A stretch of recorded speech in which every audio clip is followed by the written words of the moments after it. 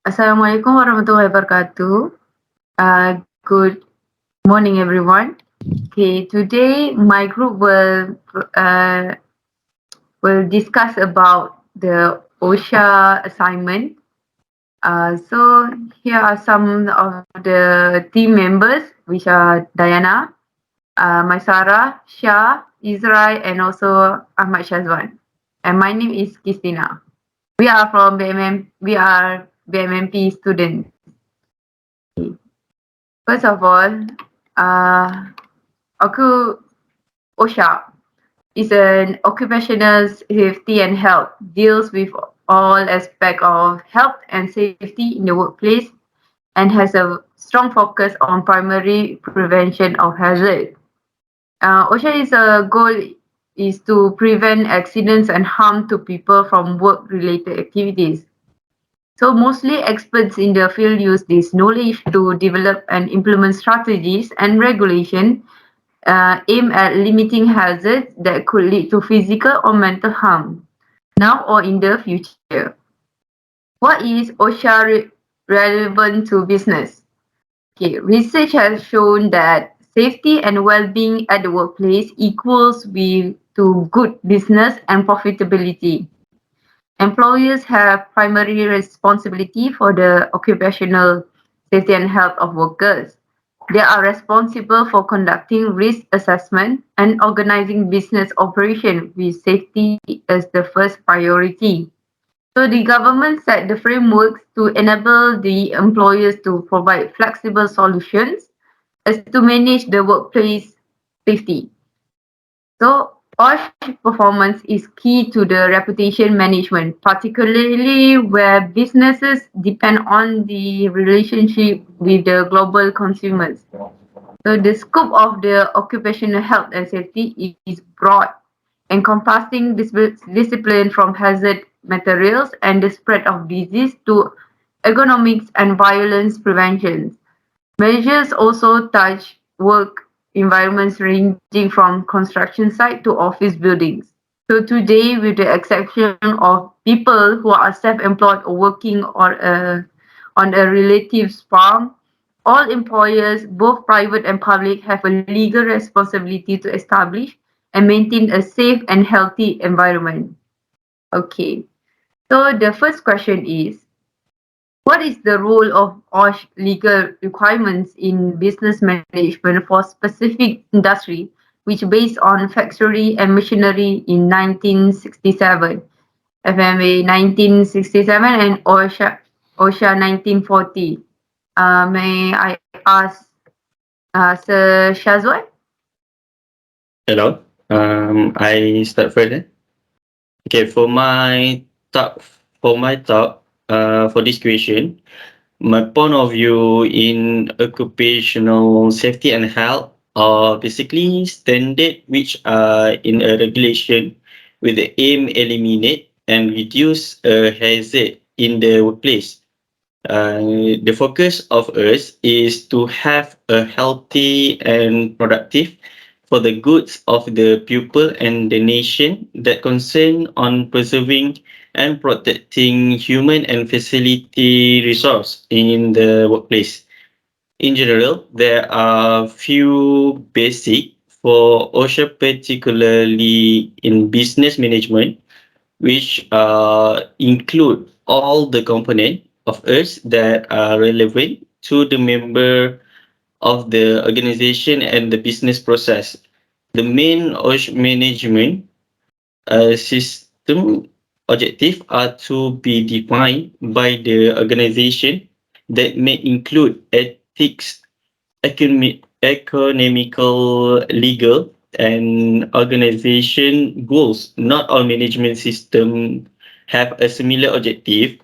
It is a holistic approach, specific and requiring implementation series of elements and positive continuity.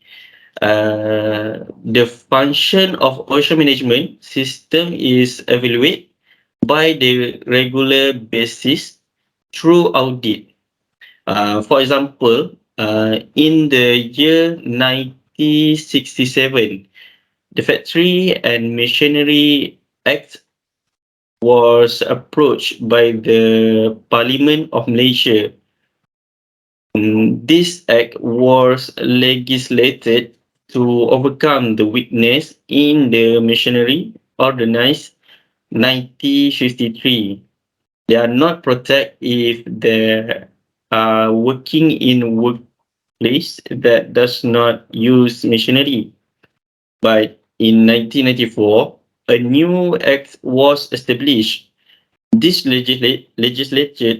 legislation was made considering the fact that the Factory and Machinery Act 1967 only cover occupational safety and health in the manufacturing, mining, and construction industry, whereas the other industry are not covered.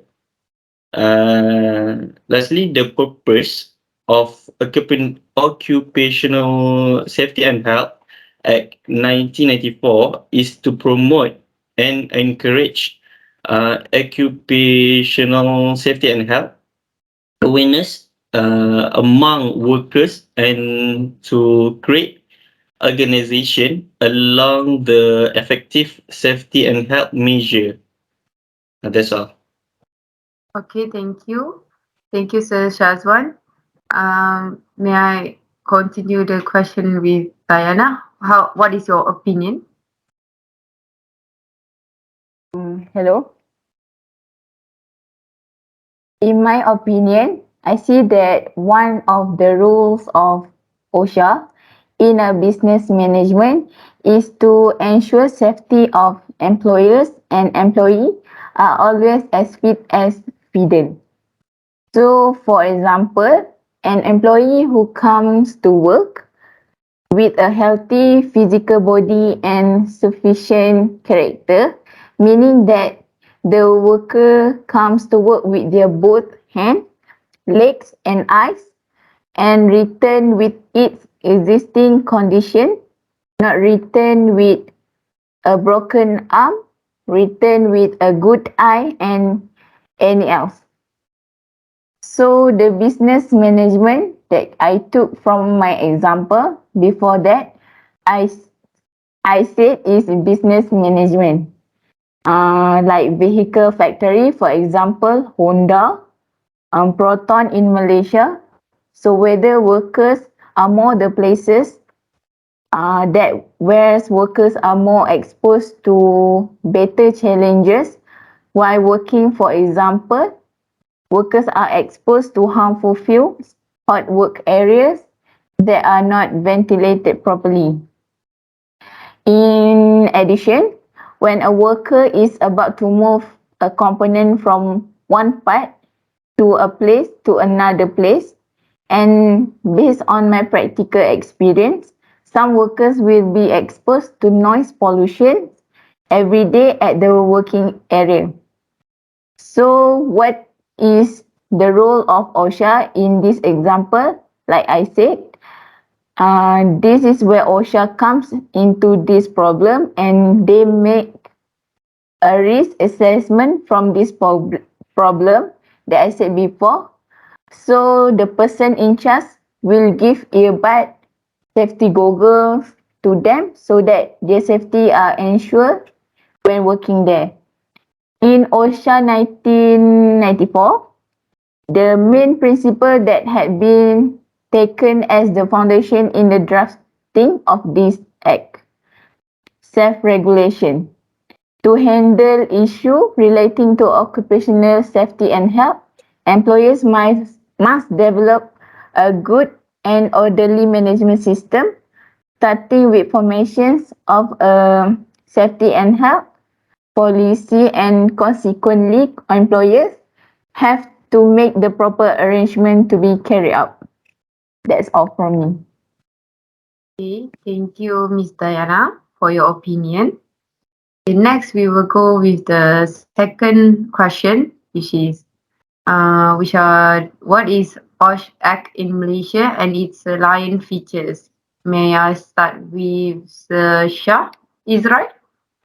Yes, I will talk about what is OSH Act in Malaysia and its salient features.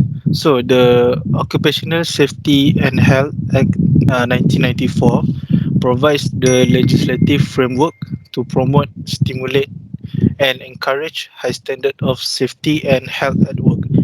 The Act 514 contains a clear statement that the responsibility for occupational safety and health at workplace are shared between the employers and the workers, since the employers are the ones who provide the working environment which gives rise to hazards at work, and the workers are the ones who have to work with these hazards. The self-regulatory approach requires the employer to establish effective safety organization and performance through self-regulation schemes designed to suit the industry or the organization. Therefore, there must be consultation between the employers, workers, and the government to discuss any issue on safety and health at work. And it requires cooperation between the employers and the workers to safeguard and improve the quality of safety and health at the workplace. OSHA 1994 defines the general duties of employers, employees, and the self-employed designers, manufacturers, importers, and suppliers of plants and substance. The salient features of the Act include the establishment of the National Council for Occupational Safety and Health, the duty to formulate safety and health policy, the appointment of safety and health officer in certain classes of industries, the establishment of safety and health committee at the place of work, and the use of approved industry codes of practice as evidence of compliance to safety and health provision.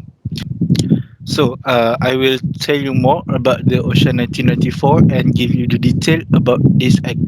So, the first one is the act contains 67 sections divided into 15 parts and appended with 3 schedules. The first 3 parts state the objects of the act and provide the infrastructure for appointment of officers and the National Council. Part 4 to 6 provide the general duties for those who create the risk, for example, employer, self-employed person, designer, manufacturer, supplier, and many more. And those who work with the risk, for example, employees. And then in the Malaysia is an act which provides with legislative framework to secure the safety, health and welfare among all Malaysians workforce and to protect others against risk to safety or health in connection with the activities of person at work. And then the objective of 1994 is to secure the safety, health, and welfare of persons at work against risk to safety or health arising out of the activities of persons at work, and to protect the person at the place of work other than persons at work against risk to safety or health arising out of the activities of person at work. So that's all from me. Thank you. Okay, thank you, Sir Shah. Okay, for the next panel, how about your opinion, Miss Maisara, about what is the OSH Act in Malaysia and its salient features? You may start. In my understanding, the important features of OSHA Act in Malaysia are the Occupational Safety and Health Act 1994 or Act 514 provides the legislative framework for the safety, health and welfare among all Malaysian workforces. The principle is to prevent and protect the workers against hazards and its risks in connection with their activities at work.